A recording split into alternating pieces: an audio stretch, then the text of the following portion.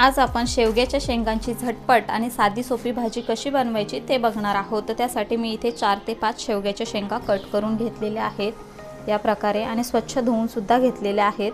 तर त्यामध्ये मी थोडंसं मीठ ॲड करते आणि त्यामध्ये आपण पाणी टाकून घेणार आहोत।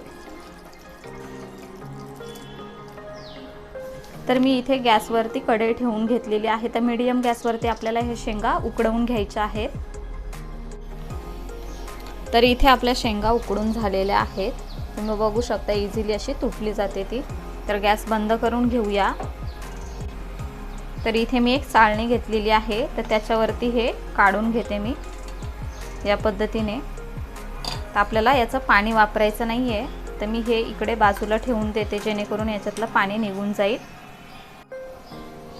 तर ह्या शेंगा मी इथे चाळणीवरती काढून घेतलेल्या आहेत। तर ह्या आपण थोड्याशा थंड करून घेणार आहोत, त्यानंतर आपण याची पुढची कृती बघणार आहोत। इथे आपल्या शेंगा थोड्याशा थंड झालेल्या आहेत। त्याचबरोबर उर्वरित काय काय साहित्य लागते ते बघून घेऊया। इथे मी 10 ते 12 लसणाच्या पाकळ्या ठेचून घेतलेल्या आहेत, हळद, लाल तिखट, चवीनुसार मीठ, 1 पिंच हिंग घेतलेला आहे आणि हे खुराशणीचे तीळ आहेत जे थोडेसे भाजून मिक्सरला जाडसर याची पूड करून घेतलेली आहे। तर शेंगा आपण थोड्याशा अशा उघडून घेणार आहोत जेणेकरून त्याच्यामध्ये आतमध्ये सुद्धा मसाला लागेल। तर आपण ह्या सर्व शेंगा अशा उघडून घेऊया।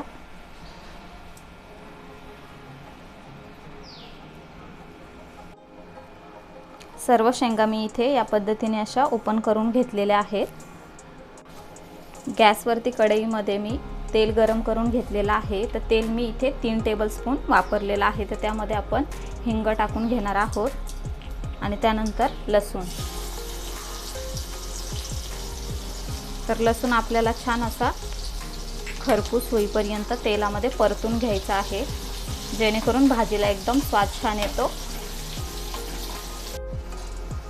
लसूण इथे मी छान तांबूस रंगावरती परतून घेतलेला आहे। आता आपल्याला यामध्ये पाव चमचा हळद आणि 1 चमचा लाल तिखट टाकून घ्यायचा आहे। त्यानंतर आपण ह्या शेंगा यामध्ये टाकून घेणार आहोत। चवीनुसार मीठ आणि खुराशणीची जी पावडर आपण करून घेतलेली ती। आता हे सर्व जिन्नस आपण एकजीव करून घेणार आहोत।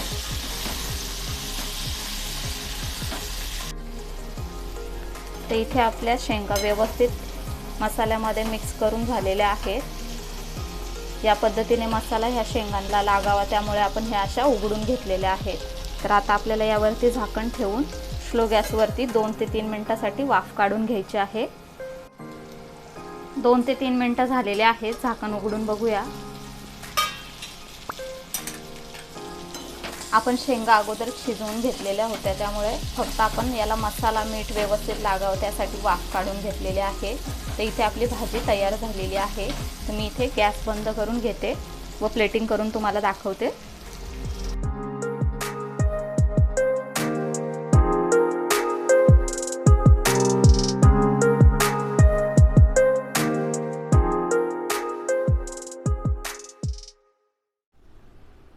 तर अगदी झटपट आणि कमी साहित्यामध्ये आपल्या शेवग्याच्या शेंगांची भाजी तयार झालेली आहे। अनेक जण आवडीने शेवग्याच्या शेंगा खातात, पण या शेंगांचे फायदे फारच कमी लोकांना माहिती असतात।